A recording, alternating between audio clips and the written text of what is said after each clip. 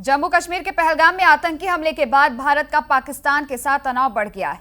इसी बीच केंद्र ने खुफिया एजेंसियों और सुरक्षा बलों के लिए बांग्लादेश और म्यांमार की सीमाओं पर हाई अलर्ट जारी किया है।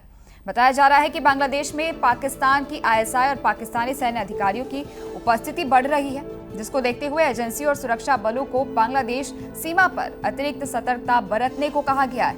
ताजा मामले में बांग्लादेश और पाकिस्तान के साथ घाट का भेद खोल दिया गया है। दरअसल एक बांग्लादेशी ब्लॉगर ने गलती से बांग्लादेश के मीरपुर आर्मी कैंटोनमेंट में तैनात पाकिस्तानी आईएसआई कर्मियों का विवरण पोस्ट कर दिया। ऐसे में यह स्पष्ट रूप से पाक आईएसआई के आसिम मुनीर की पश्चिम बंगाल और पूर्वोत्तर भारत में अशांति शुरू करने की मंशा की ओर इशारा करता है।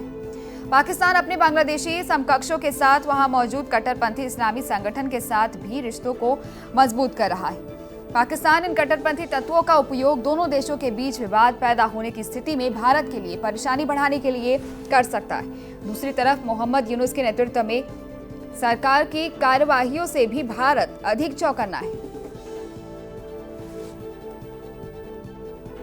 तो से এটা হ্যাঁ আচ্ছা এটা হচ্ছে কলিং বিল দিতে হইব কলিং বিলটাকে দিয়ে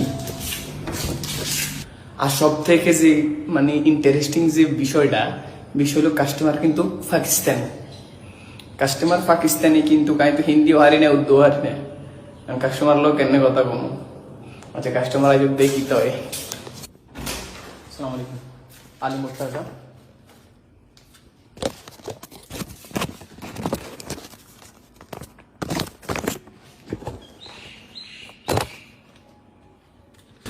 Your country Pakistan?